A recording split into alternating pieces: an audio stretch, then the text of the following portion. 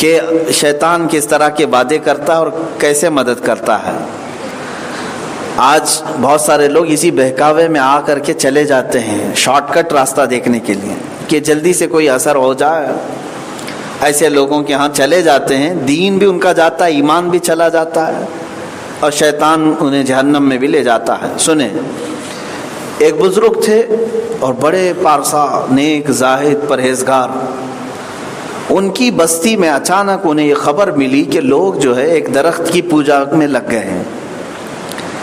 مسلمان تھے لیکن اس درخت سے کچھ ان لوگوں نے اپنی آس بڑھا لی کہ اس درخت کے ارد گرد کچھ تو اثر ہے جس کی بنیاد پر ہمارے گھروں میں بھلائی آتی ہے، ایسے انت وشواس جس کو کہتے ہیں، درخت سے لوگوں نے جوڑ لیا، جھاڑ کی پوجا میں لگ گئے۔ روز وہاں پر جمگٹا جمع ہونا شروع ہوا تو کسی نے اس بزرگ سے کہا کہ لوگ تو بہک رہے ہیں، گمراہ ہو رہے ہیں، سب اس جھاڑ کے پاس جا رہے ہیں اور ان کو فائدہ بھی ہو رہا ہے، کوئی بچوں کے لیے لے کر کے جا رہا ہے، بیمار صحیح ہو کے آ رہے ہیں، تو اس درخت کی تو آج ویلیو بڑھ گئی ہے، لوگوں کا جمع غفیر اس طرف جا رہا ہے۔ تو اس بزرگ نے مصلے پر بیٹھ کر کی قسم کھا لی، اللہ کی قسم میں اس درخت کو جڑ سے نکال آؤں گا۔ کلہاڑی لیا اور نکل پڑے، اور آپ کی بات ٹالنے کی کسی بستی والے میں ہمت بھی نہیں تھی، آپ کا اثر اور رسوخ بھی تھا، آپ اکیلے چل پڑے۔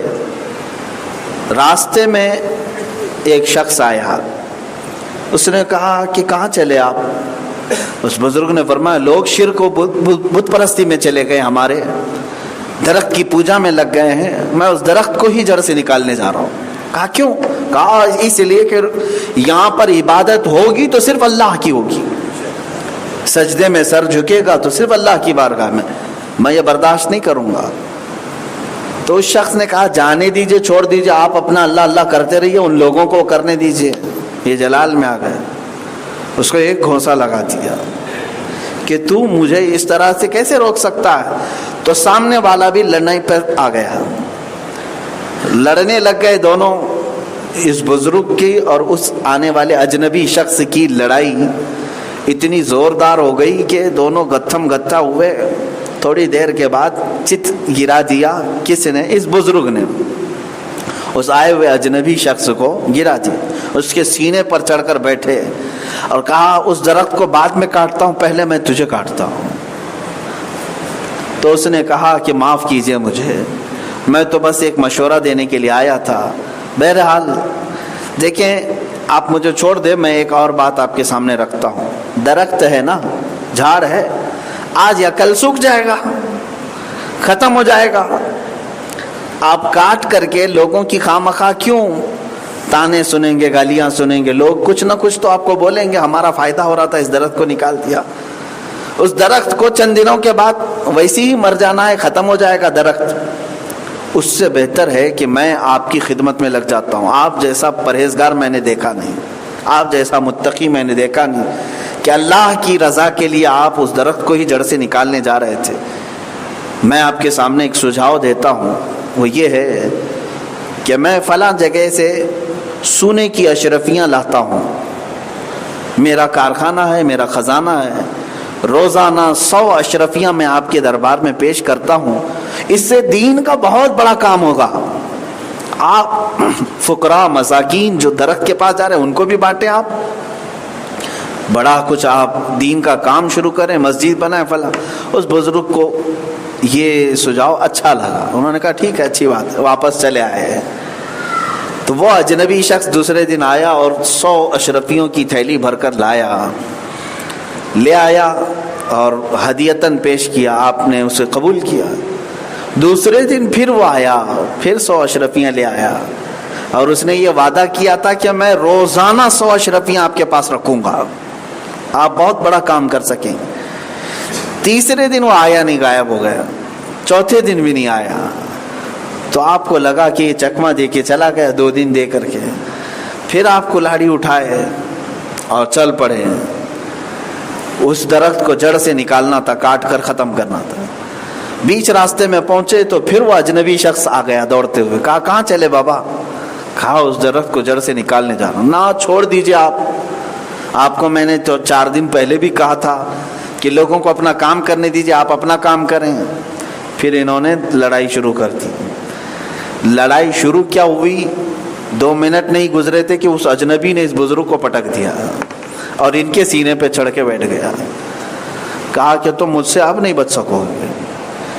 اس بزرگ کو رونا آ گیا، کہا کہ میری طاقت اتنی کمزور ہو گئی، لیکن چند دن پہلے 4 دن پہلے میں تجھے گرا دیا تھا، آج تو مجھے گرا کر میرے سینے پر بیٹھ گیا ہے، کیا بات ہے؟ تو اس نے کہا اگر درخت نہیں کاٹو گے تو بولتا ہوں۔ کہا چھوڑ مجھے درخت سے کیا ہے۔ وہ اٹھ گئے اور اس نے کہا میں ابلیس ہوں، میں شیطان ہوں، میں ایک انسان کی شکل میں تمہیں سجھاؤ دینے کے لیے آیا، مشورہ دینے کے لیے۔ تم نہیں مانے تو لڑائی کیا، لیکن پہلے تمہاری طاقت بہت تھی کیونکہ تمہارے اندر اخلاص تھا، تم صرف اللہ کے لیے جا رہے تھے۔ پہلی مرتبہ جو جا رہے تھے صرف اللہ کے لیے جا رہے تھے، درخت کو کاٹنا ہے، شرک نہ ہو، کفر نہ ہو۔ لیکن اب کی بار جو جا رہے ہو اشرفیوں کی تھیلی کے لیے جا رہے ہو۔ 100 اشرفیاں چاہیے تھی، نہیں ملی تو تم نکل پڑے۔ تو پہلے جو اخلاص کی طاقت تھی وہ مجھے مات دے دیا، اب جو ہے اشرفیوں کی طاقت یہ میرے اوپر نہیں سوار ہو سکتی، میں تم پر سوار ہوتا ہوں۔ یہ ابلیس شیطان مردود نے یہ جو بات کہی، اس کے بعد انہوں نے پوری امت کو یہ درس دیا اس بزرگ نے کہ لوگوں، یہ جو راستہ ہے شیطان کا، اس میں وہ وعدے بھی کرتا ہے، پیسے بھی پہنچاتا ہے، لیکن شارٹ ٹائم کے لیے، بہت لمیٹڈ پیریڈ کے لیے۔ اور جب تم خوب گمراہ ہو جاؤ، تمہاری طاقت ختم ہو جائے تو تمہیں بیچ راستے میں چھوڑ کر چلا جاتا ہے، تمہاری برسوں کی تقوی اور طہارت سے کمائی ہوئی طاقت بھی ختم کر دیتا ہے۔ اس بزرگ نے فرمایا کہ 4 دن پہلے میں لڑائی کر کے شیطان کو جو چت گرا دیا تھا، پھر زندگی بھر مجھے ویسی طاقت کبھی نہیں آئی۔ کیوں؟ صرف 2 دن اس نے اشرفیوں کی لالچ میں میری ساری طاقت کو ختم کر دیا تھا۔ یہ ہے میرے عزیزو، قرآن میں بھی اللہ نے فرمایا یعدہم ویمنیہم، وہ تمہیں وعدے کرتا ہے اور لمبی امیدیں دیتا ہے، وما یعدہم الشیطان الا غرورا، اور اللہ فرماتا ہے اس کا ہر وعدہ دھوکا ہے، دھوکا دیتا ہے، جھوٹ بولتا ہے۔ تمہیں کہے گا کہ میں تمہارا اتنا بڑا کام کرا دوں گا، تو یہاں بیچ راستے میں وہ چھوڑ کر کے لوگوں کو گمراہ کر کے چلا جاتا ہے۔ آج بھی ایسے لوگ ہیں، بہت سارے ہیں۔ میں کئی مرتبہ اس سے قبل بھی کہا، انسان کو اس کی لالچ اور اس کی ہوس اور اس کی حرص ایمان سے بھی دور کر دیتی ہے، بسا اوقات کفر کے راستے پر لے جاتی ہے۔ اگر یہ حرص اور ہوس زیادہ ہو گئی تو اسے کفر کے راستے پر بھی لے جاتی۔ کتنے ایسے ہیں جو اللہ اس کے رسول کا نام لینے والے ہیں، لیکن کفر و شرک اگر انہیں کرنا پڑ جائے چند سونے کے ٹکڑوں کے لیے تو کر جاتے ہیں، چلے جاتے ہیں، معاذ اللہ رب العالمین۔ ایسے کئی لوگ میرے سامنے بھی آئے جو خزانہ نکالنے کے چکر میں در در کی ٹھوکریں کھاتے رہتے ہیں، لیکن سدھرتے نہیں پوری زندگی بھر۔ ان کو کوئی نہ کوئی بابا ملتا ہے اور کہتا ہے کہ فلاں جگہ خزانہ دفن ہے، عمل کرنا پڑے گا، اور وہاں سے ایک مٹکا نکلے گا جس میں سونے کے سکے ہیں۔ کتنے ایسے بیوقوف بنتے بھی ہیں، ممبئی میں موجود ہیں، مٹکا تلاش کرتے رہتے ہیں۔ اور کوئی بابا آ کر کے، ابھی غالباً 8-10 دن پہلے ہمارے ہاں ایک خاتون آئی، وہ کہنے لگی کہ مجھے ایک بابا نے کہا ہے کہ میرے گھر میں اندر بیڈ روم کے نیچے خزانہ ہے، لیکن اس پر جنات ہیں، سانپ ہیں، اور وہ نکالنے نہیں دیں گے، اس کے لیے عمل کرنا پڑے گا 3 دن تک، گھر خالی کرو، عمل کریں گے اور اس کے بعد خزانہ نکالیں گے۔ ہم نے پوچھا کتنے پیسے؟ کہا پہلی رات کے 25,000 روپے، پھر اس کے بعد اگر وہ بابا کو کچھ نہیں ہوا تو کنٹینیو، کل ملا کر کے 1 لاکھ کا خرچہ اس نے بتایا۔ 1 لاکھ کے خرچے میں 1 گھڑا بھر کر سونا نکل رہا ہے، تو کیا جاتا ہے؟ ادھر ادھر سے جمع کر کے وہ 1 لاکھ جمع کرنے والی تھی، مشورے کے لیے ہمارے پاس آئی تھی، وہ بھی ہم جیسوں کے پاس مشورہ لینا۔ بہرحال کیونکہ میں کافی سالوں پہلے سے اس طرح کے میٹر کو دیکھ رہا ہوں، کئی لوگ ایسے ہیں جو دھوکہ کھا، یہ شیطان ہے میرے عزیزوں۔ ابلیس لعین کے ایجنٹ ہیں جو تم کو اس طرح کی حرکتیں کراتے ہیں اور تمہیں زمین کے نیچے کے خزانے کی بات کر کے، یہ ایسا ہے کہ جس کو کہہ دیا جائے کہ تمہارے گھر کے اندر ایسا ہے تو وہ پوری رات حساب کتاب میں لگا دیتا ہے. چلو گھڑا بھر کر کے نہ صحیح، ارے 1 کلو بھی مل جائے تو کیا فرق پڑتا ہے. تو اس طرح کے حساب کتاب میں وہ پوری رات گزار دیتا ہے. سب کے قرضے ادا کر دوں گا، شیخ چلی بن جاتا ہے ایک ہی رات میں. اور کتنے لوگوں کو ان لوگوں نے ڈسا ہے، دھوکہ دیا ہے. 1 سال قبل میں نے شاید بتایا ہوگا، اپنے علاقے میں اچھے خاصے لوگ، پڑھے لکھے لوگ، اچھے خاندان کے لوگ 5-6 لوگ جمع ہوئے، ایک بابا کو لے آئے. اس بابا نے کہا کہ ایک گھڑا ہے پورا سونے اور چاندی سے بھرا ہوا، ایک ڈبہ ہے فلاں زمین پہ ہے. تو یہ اس کے آگے پیچھے گھومتے رہے. میں نے 1000 منع کیا تھا، 1000 منع کیا کہ نہیں یہ سب بکواس ہے، آپ سب کو لوٹے گا، فلاں کرے گا. وہ مانتے نہیں تھے. یہاں تک کہ وہ راتوں رات بیٹھ کر کے ہمیں بھی یہ کہتے تھے کہ آپ بھی ایک بہت بڑا مدرسہ بنائیں، اس میں سے ہی ہم آپ کو بھی دیں گے، آپ دعا کریں نکل جائیں. تو بہرحال 1-1.5 لاکھ روپے خرچ کر کے اس بابا کو بلائے. تو جس کے ہاں تھا کھیت میں، کھیت والے نے منع کر دیا کہ میں کھودنے نہیں دوں گا یہاں پر، جس کی زمین میں خزانہ بتایا. اس کے باوجود بھی بابا ان لوگوں سے کہتا ہے نہیں کوئی بات نہیں، اگر وہ منع کرتا ہے تو میں بغل والی زمین پر وہاں پر کھودوں گا. کیسے؟ کہا میں وہ نیچے سے اس خزانے کو کھینچ لوں گا، وہ یہاں تک آ جائے گا.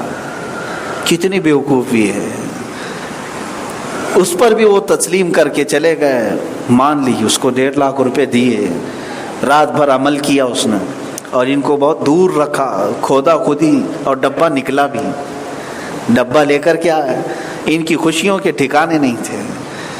اور وہ ڈبہ اس کو کئی کپڑوں سے باندھ کر کے لایا، مٹی لگی ہوئی تھی.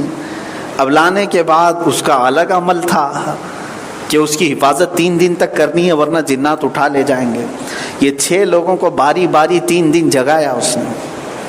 ایک کمرے میں بیٹھ کر کے لوگ کسی کو قریب آنے نہیں دیتے، اس ڈبے کی حفاظت میں لگے ہوئے تھے. صبح سے دوپہر تک ایک آدمی ڈیوٹی دیتا ہے، دوپہر سے شام تک دوسرا، پھر رات کو تیسرا. ان لوگوں نے 3 دن ڈیوٹی دی کیونکہ بابا بتا دیے تھے 3 دن سے پہلے کھولنا نہیں ہے، اور باقی کچھ بھی اگر ایسا ہو تو میں جا رہا ہوں، کسٹمر کیئر پہ فون کر لینا. یہی ہوگا. 3 دن کے بعد، کیونکہ اب ان کے ہاتھ میں ڈبہ تھا، کپڑے بھی تھے، ظاہر سی بات ہے بابا کے اوپر بھروسہ جو ہے وہ حق الیقین تک پہنچ گیا تھا. اس کے بعد 3 دن کے انہوں نے وہ ڈبہ اٹھایا، مجھے بھی بتایا تھا. تو وہ کھولا تو اس میں کانچ کے ٹکڑے، عورتوں کی بنگڑیوں کے ٹکڑے، یہی سب تھے. نہ کوئی سکہ، نہ کوئی چاندی، نہ سونا، کانچ کے ٹکڑے بھرے ہوئے تھے. سری بیوقوف بنایا. اور یہ لوگ کئی راتیں جاگے. اتنی راتوں میں اگر مولا سے مانگ لیے ہوتے رب تبارک و تعالیٰ ان کی آخرت بھی سنوار دیتا. یہ دنیا کی ہوس اور لالچ. لیکن یہ لطیفے کے طور پر میں نہیں سنا رہا ہوں، یہ بہت قریبی لوگوں نے ہمارے، ان لوگوں نے اس تجربے کو ہمارے سامنے رکھا. تو اس کے درمیان جانتے ہیں آپ، اس پورے پروسیس کے بیچ میں اس بابا نے کئی کفریہ اور شرکیہ کام بھی ان سے کروایا. کئی کفریہ اور شرکیہ کام اس پر اگر حکم لگایا جائے تو یہ 6 کے 6 لوگ اسلام سے نکل چکے تھے. ان کا ایمان ختم ہو چکا تھا. جو منتر پڑھنے تھے خدا کے خلاف، قرآن کے خلاف، شیطان کو تعظیم اور تکریم کے ساتھ بلانا، یہ سب جو زبردستی جھوٹے منتر دیے گئے تھے 4-6 دن تک، اس پر آدمی پہلے ہی سے کافر ہو چکا ہے. برسوں کی نمازیں گئی، روزے ختم ہو گئے، تلاوتیں، تسبیحات، سب کچھ ختم ہو گیا. یہ ابلیس لعین تھا جو کسی بابا کی شکل میں آیا تھا، خزانے کے نام پر محنت بھی کرایا اور ایمان بھی چھین لیا اور ایک ٹکڑا بھی نہیں دیا۔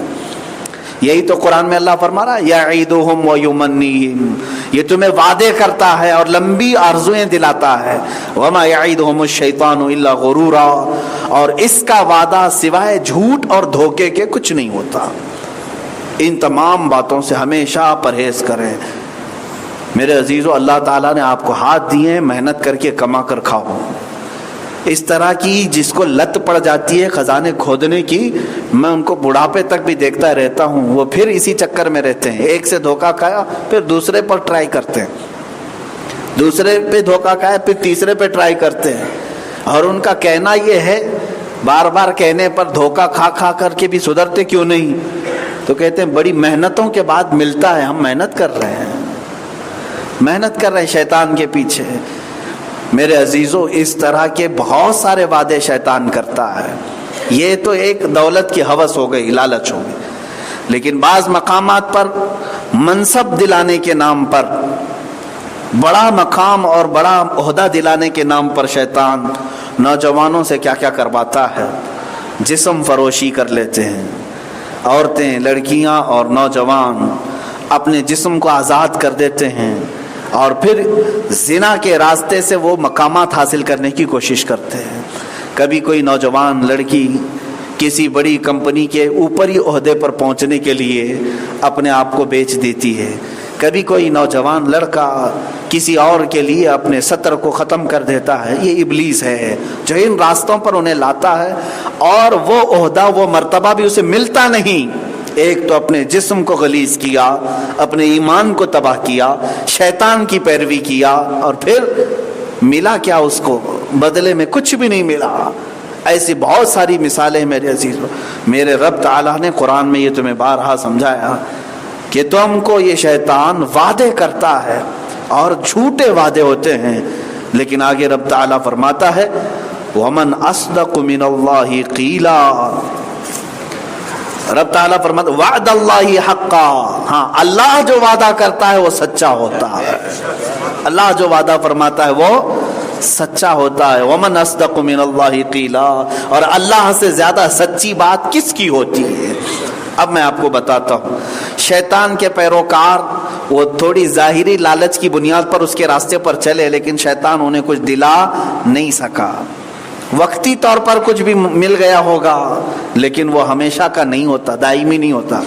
اب یہاں رب تعالیٰ فرماتا ہے اور وہ جو ایمان لائے اور اچھے عمل کیے، اللہ فرماتا ہے ہم انہیں جنتوں میں داخل کریں گے، باغیچوں میں داخل کریں گے جن کے نیچے نہریں بہ رہی ہیں، خالدین فیہا ابدا، اور جو اس میں جائے گا وہ ہمیشہ رہے گا۔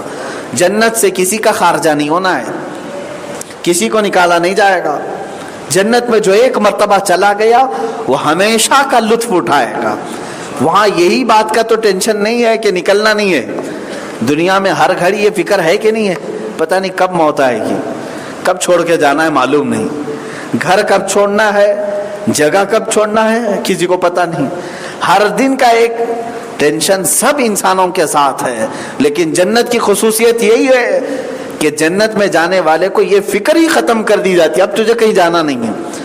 اب جنت میں ہی اگر کچھ اور جگہ جانا ہے تو اور بلند مقامات پر ہی جانا ہے، وہاں پر مقامات طے کرتا ہی جائے گا، لیکن واپس باہر نہیں آئے گا۔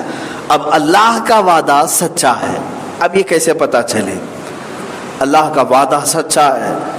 میرے عزیزو، ایک صحابی آئے ہیں، حضور پاک صلی اللہ تعالیٰ علیہ وسلم جنگ احد میں تھے، وہ کھجور کھاتے کھڑے ہوئے تھے، حضور صلی اللہ تعالیٰ علیہ وسلم کے قریب آئے، پوچھا کیا اللہ کے نبی صلی اللہ علیہ وسلم، جہاد میں اگر حاضر ہو جاؤں تو کیا میرے لیے ہے، کیا ملے گا؟ اللہ کے نبی صلی اللہ علیہ وسلم نے چند ہی جملوں میں فرمایا، وہ حسین باغات، وہ حسین محلات، اور وہ درخت نہ کبھی مدینے کے لوگوں نے دیکھا، نہ دنیا والوں نے دیکھا۔ وہاں کی خوشبوئیں، وہاں کی حوریں، وہاں کے غلمان، وہاں کی ندیاں، وہاں کی نہریں، حضور یہ بیان فرما ہی رہے تھے۔ ظاہر سی بات ہے حضور کی زبان سے جب جنت کا ذکر سن رہے ہو، اس صحابی نے کہا کہ میں ابھی میدان میں کود پڑتا ہوں، چلے گئے۔ گھماسان کی جنگ چل رہی تھی، ایک ہاتھ میں ابھی کھجور کھا ہی رہے تھے، آدھی کھجور پکڑے اور لڑتے چلے گئے، صفوں کی صفوں کو درہم برہم کیا کفار کی، اس لیے کہ دماغ میں ذہن میں جو چیز سوار تھی وہ یہاں کا کچھ نہیں تھا، حضور نے جو فرمایا وہ مجھے دیکھنا ہے۔ جب کسی کا ٹارگٹ اتنا اونچا ہو تو اسے سامنے کون کھڑا ہے سمجھ میں بھی نہیں آئے گا۔ وہ درہم برہم کرتے اندر تک داخل ہو گئے اور کئی لوگوں کو تہ تیغ کیا، پھر ایک وقت ایسا آیا کہ زخمی ہو کر گر پڑے اور آپ کو کافروں نے مار دیا، اور اس صحابی کے ہاتھ میں ابھی آدھی کھجور باقی تھی اور شہید ہونے کا وقت قریب آ گیا، چل نہیں سکتے تھے، اپنی کوہنیوں کو یوں گھسیٹتے ہوئے حضور تک آنے لگے، سوئے ہوئے حالت میں کینیاں یوں زمین پر رکھ کر اپنے جسم کو گھسیٹتے ہوئے آئے ہیں۔ حضور پاک صلی اللہ تعالیٰ علیہ وسلم جہاں کھڑے تھے، حضور کے قدموں میں سر رکھا، حضور کو دیکھا اور مسکراتے ہوئے کہا، یا رسول اللہ، آپ نے جو جو فرمایا تھا وہ سب میں یہیں سے دیکھ رہا ہوں، جو جو آپ نے فرمایا تھا وہ سب میں یہاں سے دیکھ رہا ہوں۔ یعنی یہ شہید کے لیے ہے کہ اللہ تعالیٰ اس کی روح نکلنے سے پہلے اسے جنت دکھاتا ہے، یہ سب کے لیے نہیں ہے، شہید کے لیے۔ اسی لیے ہمیشہ حضرت عمر فاروق دعا فرمایا کرتے تھے، اللہم ارزقنی شہادتا فی سبیلک، اے اللہ مجھے تیرے راستے میں شہادت عطا فرما۔ مرنا تو سب کو ہے نا، سب مریں گے، لیکن موت اس کی جو شہادت کے مقام پر فائز ہو گیا، اسی لیے کہ فرمایا گیا شہید ہی وہ ہے جس کو قیامت کے دن بغیر سوال کیے اللہ تعالیٰ جنت میں داخل فرمائے۔ بہت سارے معاملات اس کے پوچھے بھی نہیں جائیں گے، حساب بھی نہیں۔ وجہ یہ ہے کہ اس کے پاس جو سب سے قیمتی چیز تھی وہ اس کی جان تھی، وہی اس نے اللہ کے حوالے کر دیا، اور رب تعالیٰ فرماتا ہے اب اس سے پھر دوسری چیزوں کا سوال ہی نہ کرو۔ بہت روایات یہ بتاتی ہیں کہ شہیدوں کے لیے اللہ تبارک و تعالیٰ نے قیامت کے دن بہت بڑا اجر رکھا ہے۔ تو میرے عزیزو، جو بات میں یہ کہہ رہا تھا وہ یہ، اللہ جو وعدہ فرما رہا ہے وہ مرنے سے پہلے تمہیں دکھا رہا ہے، مرنے سے پہلے تمہیں دکھایا جائے گا اگر شہادت کی موت ہے۔ اور اسی طرح سے ایک روایت میں نے آپ کو شاید بتایا ہو اس سے قبل، شارح مسلم امام نووی نے اس کو نقل فرمایا، دو بھائی تھے، یہ تابعین میں سے ہیں، ایک کا نام ربیع ہے، دوسرے کا نام ربعی ہے، ربیع بن حراش اور ربعی بن حراش رضی اللہ تعالی عنہما۔ یہ دونوں کی باتیں تو دیکھیں، محدثین ہیں، یہ حدیث روایت کرتے تھے حضور کی۔ ایک دن دونوں لوگوں نے اچانک یہ قسم کھا لی کہ اب ہم زندگی بھر ہنسیں گے نہیں جب تک جنت میں اپنا مقام نہیں دیکھ لیتے۔ ظاہر سی بات ہے، کس بات کا ہنسنا یہاں پر، ٹھٹا مارنا، کہکا مارنا، کس بات کا؟ ہمیں پتہ ہی نہیں ہمارا ٹھکانہ کہاں ہے۔ جوکس مار رہے ہو، لطیفے کر رہے ہو، محفلیں گرم کر رہے ہو، تمہیں پتہ ہی نہیں قبر میں کیا پٹائی ہونے والی ہے یا آخرت میں کیا ہمارے ساتھ ہونے والا ہے۔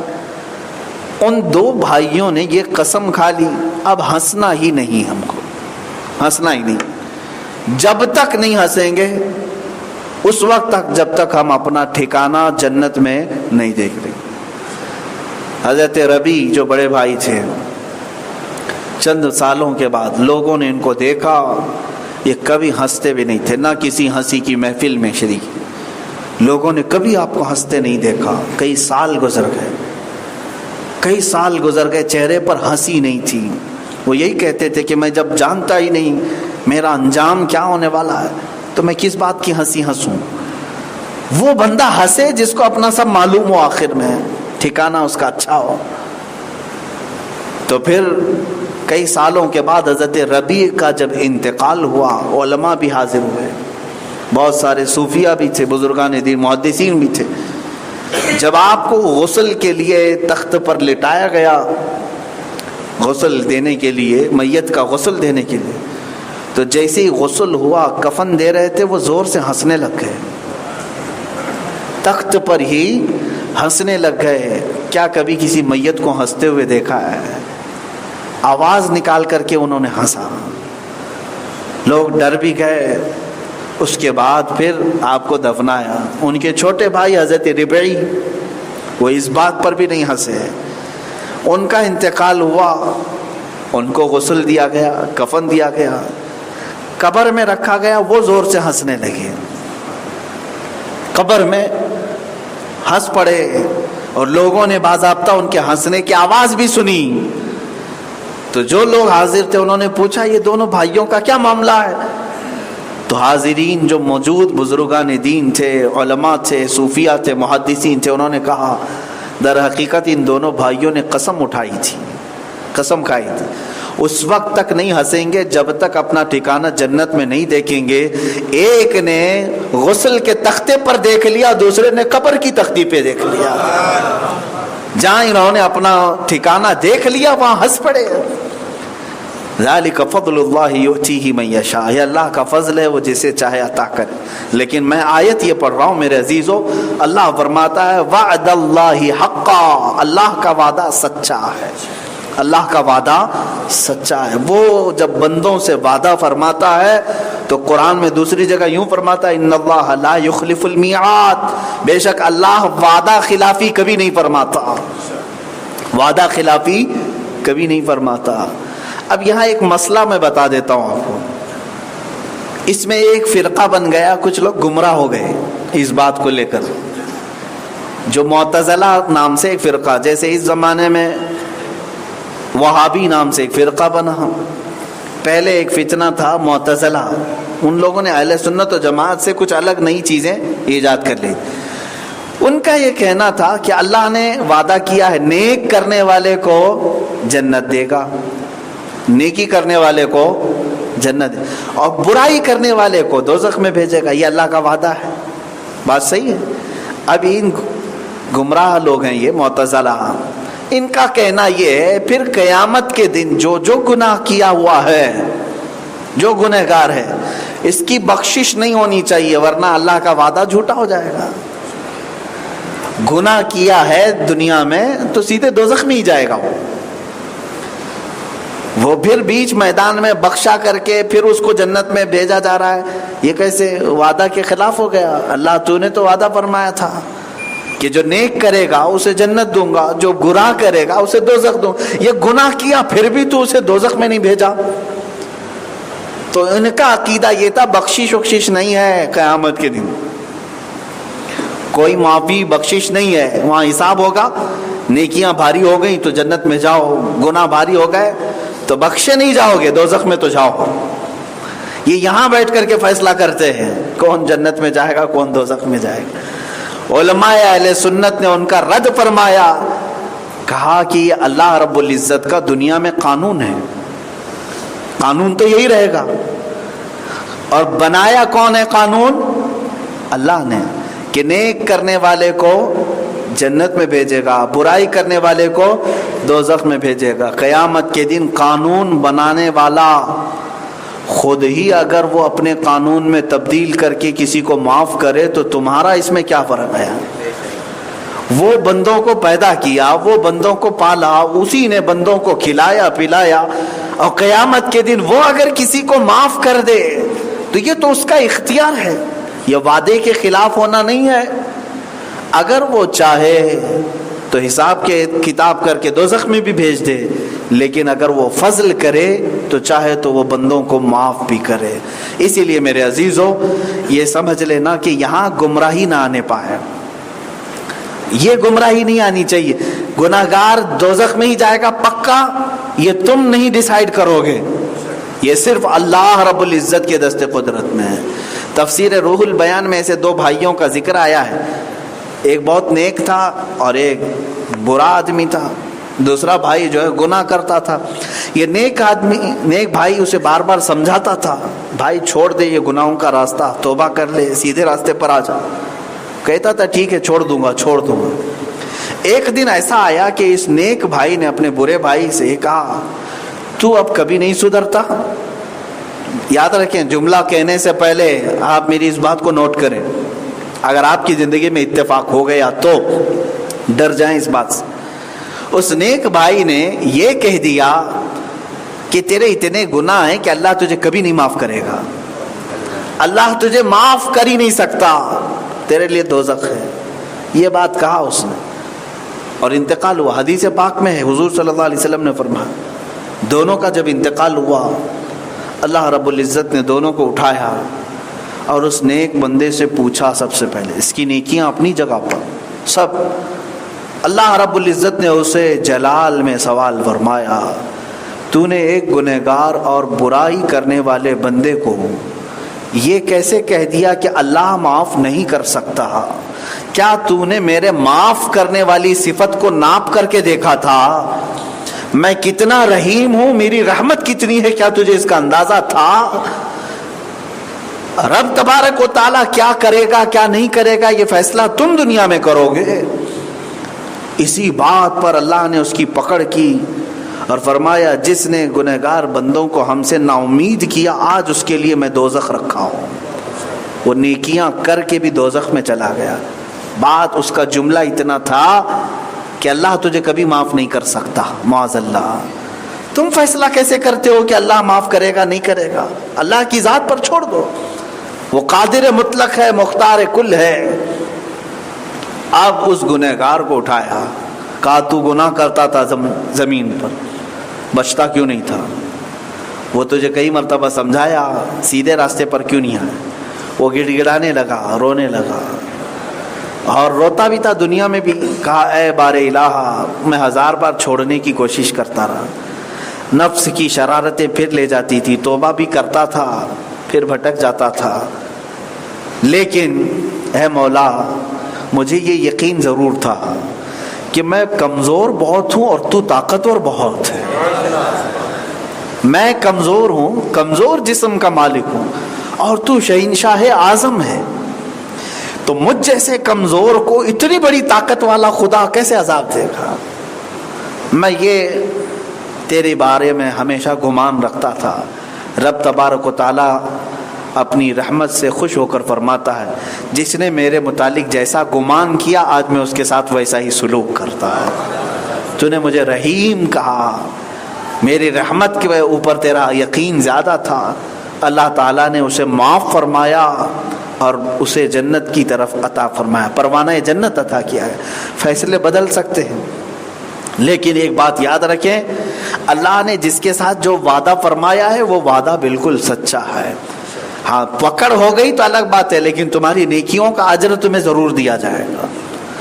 اب اگر جیسے آپ نمازیں پڑھتے تھے، روزے بھی رکھتے تھے، نیکیاں کرتے رہے، قیامت کے دن پکڑے گئے کسی جرم میں، اللہ 1000 بار نہ کرے، اللہ ہم جیسے گنہگاروں کو اپنے فضل سے معاف کرے.